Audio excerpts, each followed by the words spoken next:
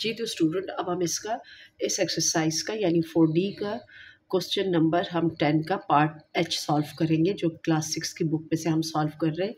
तो question number 10 का जो हमारे पास पार्ट G है उसको हमारे पास उसकी वैल्यू क्या है, 2/y-2 इक्वल टू 3/y+6। अब हम क्या करेंगे, इसको हम क्रॉस मल्टीप्लिकेशन की मेथड से ही सॉल्व करेंगे स्टूडेंट्स। तो इसको हम क्रॉस कर देंगे इस तरीके से, क्रॉस ये हम एरो का निशान शो करेंगे, इससे पता चलता है कि कौन सी वैल्यू किससे मल्टीप्लाई होगी। तो 2 जो है वो मल्टीप्लाई हो रहा है y+6 के साथ, जो ब्रैकेट के अंदर हम लिखेंगे, फिर इक्वल टू यानी इक्वेशन का साइन लगाएंगे, और 3 जो है मल्टीप्लाई होगा y-2 के साथ। अब हम क्या करेंगे, 2 को मल्टीप्लाई कर देंगे y के साथ, तो ये बन जाएगा 2y plus into plus plus, यानी यहाँ पर हमारे पास जो भी वेरिएबल है, वेरिएबल के पास कोफिशिएंट 1 है, तो 2 1 ज़ा 2 और y उसके साथ नीचे उतर आया, प्लस इंटू प्लस प्लस, और इस तरीके से 2 6 ज़ा 12 हो जाएगा, इज इक्वल टू 3 का टेबल पढ़ेंगे, 3y हो जाएगा, और प्लस इंटू माइनस माइनस 3 2 ज़ा 6 हो जाएगा। अब हम क्या करेंगे, लाइक टर्म्स को इक्वेशन के राइट साइड और लेफ़्ट साइड पे लाइक टर्म्स को अलग अलग कर देंगे, सेपरेट कर लेंगे। तो हमारे पास ये हो जाएगा कि इस तरीके से हमारे पास ये वैल्यू आ जाएगी, यानी हम लिखेंगे प्लस 12, क्योंकि स्टार्ट में प्लस का निशान या साइन शो नहीं किया जाता, तो यानी प्लस 12 और माइनस इसके पास आया इसकी लाइक वैल्यू, जो कि राइट हैंड साइड पर लेफ्ट हैंड साइड पर है, वो +6 बन गया, पहले माइनस था, इक्वल टू 3y माइनस यहाँ 2y यहाँ पर पॉजिटिव का है लेफ्ट हैंड साइड पे, इसको राइट हैंड साइड पे इक्वेशन की, तो ये हो जाएगा -2y। अब हम क्या करेंगे, यानी 3 में से 2 माइनस करेंगे तो ये हो जाएगा y इज इक्वल टू 12, और 6 को जब हम ऐड करेंगे तो ये हो जाएगा 18। इस तरीके से क्वेश्चन नंबर 10 के G पार्ट का जो आंसर है, y की वैल्यू हमारे पास आई 18।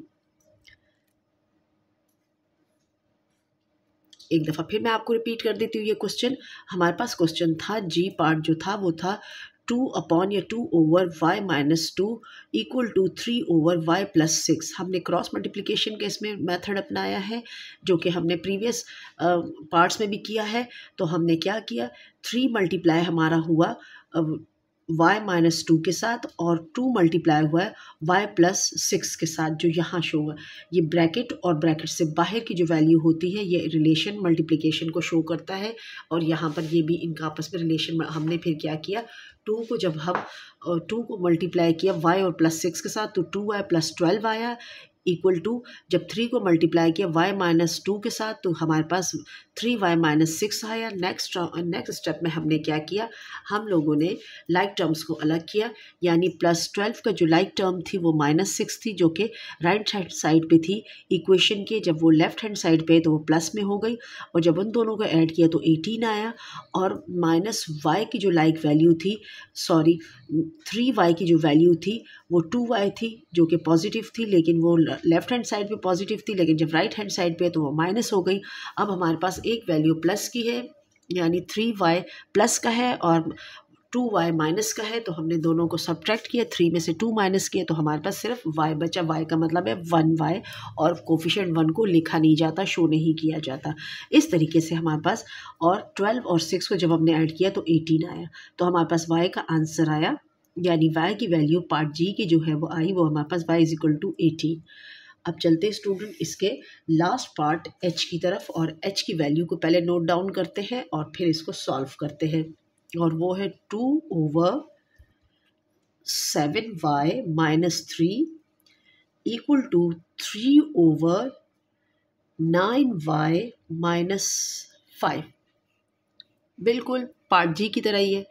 क्रॉस मल्टीप्लिकेशन कीजिए, साइन शो कीजिएगा एरो का, यानी 2 मल्टीप्लाई हो रहा है 9y-5 के साथ, ब्रैकेट क्लोज, फिर इक्वल टू का साइन लगाएंगे, फिर 3 जो है वो मल्टीप्लाई होगा किसके साथ, 7y-3 के साथ।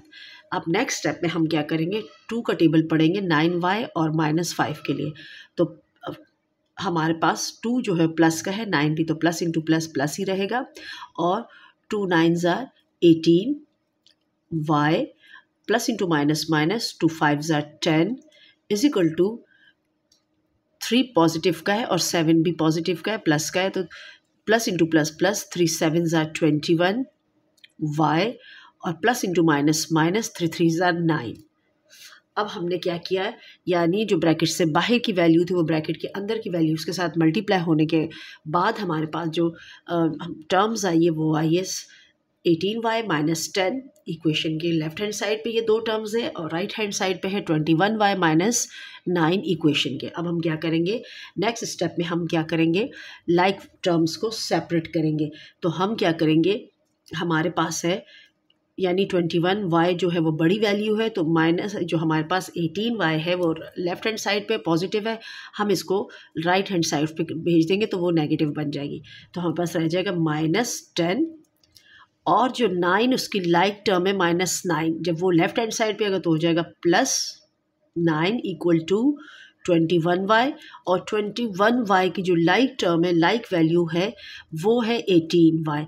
18 यहाँ पर प्लस का है, लेकिन जब ये राइट हैंड साइड पे जाएगा तो ये माइनस हो जाएगा -18y।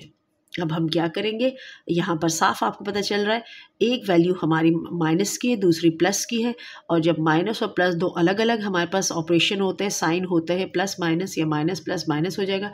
10 में से हम 9 को माइनस करेंगे तो हमारे पास आएगा -1 इक्वल टू 21 में से जब हम 18 को माइनस करेंगे तो हमारे पास आ जाएगा 3, और 3 हमारे पास होगा पॉजिटिव का, क्योंकि हमारे पास 21 बड़ी वैल्यू और पॉजिटिव की है, 18 छोटी वैल्यू और नेगेटिव की है, तो 3y। अब क्योंकि हमने y की वैल्यू निकालनी है, मालूम करनी है, फाइंड करनी है, तो हम क्या करेंगे, -1 अपॉन ये 3 हम शिफ्ट कर देंगे राइट से लेफ्ट हैंड साइड इक्वेशन के, तो ये हो जाएगा डिवाइड में चला जाएगा, क्योंकि यहाँ पर ये क्या है, कोफिशिएंट है, और कोफिशिएंट हमेशा मल्टीप्लाई होता है अपने वेरिएबल के साथ।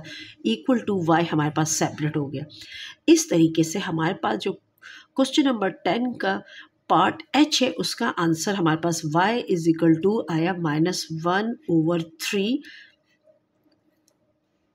एक दफ़ा फिर मैं रिपीट कर देती हूँ क्वेश्चन। हमारे पास जो पार्ट h है उसकी वैल्यू हमारे पास थी 2/7y-3 और इक्वल टू 3/9y-5।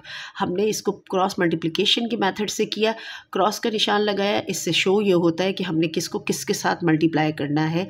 यानी हमारे पास जो 2 था 2 मल्टीप्लाई हुआ, यानी 2 यहाँ पर न्यूमरेटर है राइट हैंड साइड की वैल्यू पे टर्म में, और ये इसका डिनोमिनेटर है, तो न्यूमरेटर और डिनोमिनेटर ये आपस में क्या हो गए, ये जब इस तरफ शिफ्ट हुआ यानी ये राइट हैंड से लेफ्ट हैंड, तो ये मल्टीप्लाई में कन्वर्ट हो गया। इसी तरीके से 3 अपनी जगह पर था, और जो हमारे पास डिनोमिनेटर यानी 7y-3 था फर्स्ट टर्म का, जब उसको हमने इक्वेशन के लेफ्ट साइड से राइट साइड पे था तो यहाँ डिवाइड था, वहाँ जाके मल्टीप्लाई हो गया। ठीक है, अब हमने क्या किया, 2 को मल्टीप्लाई किया 9 के साथ तो 18y आया, और माइनस का साइन नीचे शिफ्ट किया गया क्योंकि प्लस और माइनस माइनस बन जाते हैं, और 2 का टेबल 5 तक पड़ा तो 10 आया, इक्वल टू 3 का टेबल 7 तक पड़ा तो 21y आया, और 3 का टेबल 3 तक पड़ा तो 9 आया। नेक्स्ट स्टेप में हमने लाइक टर्म्स को अलग किया, क्योंकि ये -10 और +9 आपस में लाइक थी। हमने -10 के पास -9 को जब शिफ्ट किया तो क्योंकि वो राइट हैंड साइड पे था, तो जब वो वहाँ राइट हैंड साइड में नेगेटिव में था, माइनस में, लेफ्ट हैंड साइड पे वो पॉजिटिव में बन गया। इसी तरीके से 21y जो था वो पॉजिटिव का था और 18 भी पॉजिटिव का था, बट 18 आपका इक्वेशन के लेफ्ट हैंड साइड पे था, इसको हमने राइट हैंड साइड पे शिफ्ट किया तो वो माइनस बन गया।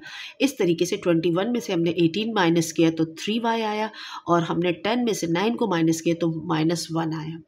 क्योंकि हमें इसमें इक्वेशन में हमेशा हमारे पास, क्योंकि वेरिएबल के क्वेश्चन में वेरिएबल को फाइंड करते, तो यहाँ वेरिएबल y था, तो y हमारे पास, हमने y को सेपरेट किया और 3 को हमने लेफ्ट हैंड साइड इक्वेशन के राइट हैंड साइड पे भेजा, तो वो डिवाइड में चला गया। तो इस तरीके से y का आंसर हमारे पास आ गया, y is equal to -1/3। Student, I hope कि आपको क्वेश्चन नंबर 10 बहुत अच्छे तरीके से समझ आ गया होगा। वीडियो पसंद आए तो लाइक, शेयर और सब्सक्राइब करना मत भूलिएगा। दोस्तों के साथ ज़रूर शेयर कीजिएगा। अल्लाह हाफिज़।